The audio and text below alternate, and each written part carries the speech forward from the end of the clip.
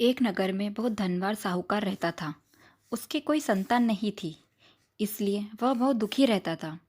पुत्र की कामना के लिए वह हर सोमवार शिव जी का व्रत और पूजन किया करता था। संध्या समय मंदिर जाकर शिव जी के सामने दीपक जलाता था।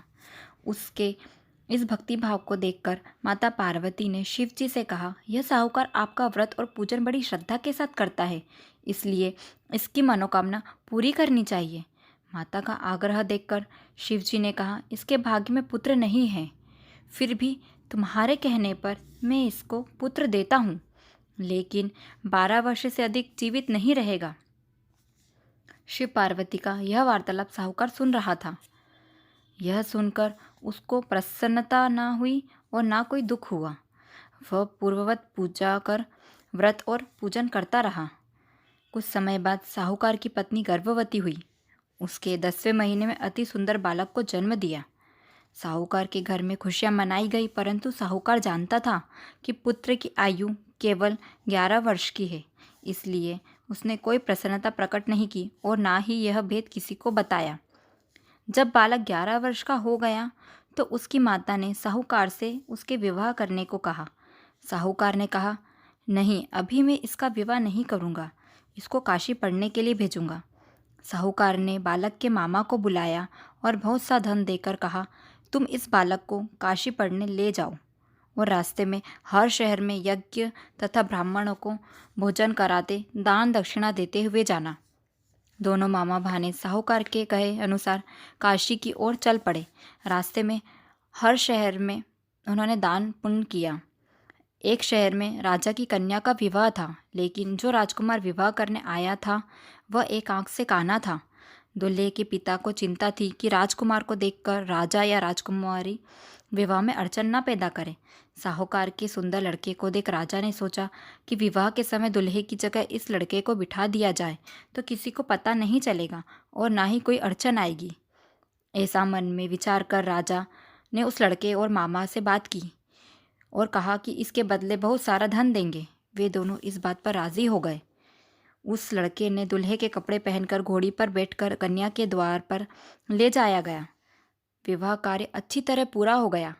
साहूकार का पुत्र जाने लगा तो उसने राजकुमारी की चुनरी पर लिख दिया कि तुम्हारा विवाह मेरे साथ हुआ है, परंतु जिस राजकुमारी के साथ तुमको भेजेंगे वह एक आंख से काना है। मैं काशी पढ़ने जा रहा हूँ। लड़के के जाने के बाद राजकुमारी ने चुनरी पर लिखा हुआ पढ़ा तो उसने काने राजकुमार के साथ जाने से मना कर दिया और अपने माता पिता को सारी बात बता दी और कहा कि यह मेरा पति नहीं है, वह तो काशी पढ़ने गए हैं। राजकुमार के माता पिता ने कन्या को विदा नहीं किया और बारात वापस चली गई। उधर मामा भानेज काशी पहुंच गए। लड़के ने पढ़ना शुरू किया। जिस दिन लड़का 12 वर्ष का हुआ उस दिन भी वह यज्ञ करा रहे थे। अचानक लड़के की तबीयत बिगड़ी तो मामा ने उसको अंदर सोने के लिए भेज दिया। लड़का अंदर जाकर सो गया। थोड़ी देर में उसके प्राण निकल गए तो जब मामा ने अंदर जाकर देखा तो भानेज मृत पड़ा था। तो उसको देखकर उसे बहुत दुख हुआ, लेकिन उसने सोचा कि अभी रोना पीटना मचा दूंगा तो यज्ञ कार्य अधूरा रह जाएगा। अतः उसने जल्दी से कार्य पूरा कर ब्राह्मणों को दक्षिणा देकर विदा किया और रोना पीटना शुरू किया।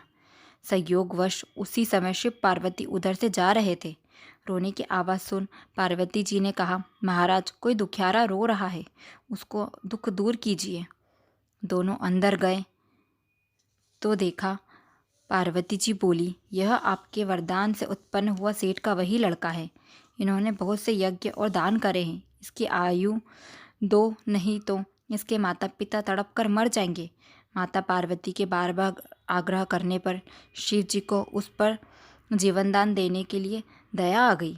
शिव जी की कृपा से लड़का जीवित हो गया और शिव पार्वती कैलाश की ओर चले गए। शिक्षा पूरी होने पर लड़का और मामा उसी प्रकार यज्ञ करते हुए ब्राह्मण भोजन कराते तथा दान दक्षिणा करते अपने घर की ओर चल पड़े।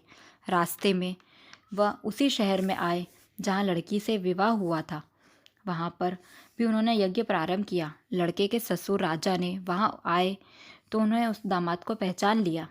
घर लाकर उनकी बहुत आवभगत की तथा दास दासियों और धन दौलत के साथ अपनी पुत्री व दामाद को विदा किया। जब वे शहर के निकट आए तो मामा ने कहा, मैं पहले तुम्हारे घर जाकर तुम्हारे माता पिता को खबर कर आता हूँ। उधर कोई खबर ना होने के कारण लड़के के माता पिता दुखी होकर अपने घर की छत पर चढ़ गए और अपने प्राण लेने जा रहे थे कि यदि शाम तक उनका लड़का घर नहीं आएगा तो वे छत से कूदकर अपनी जान दे देंगे।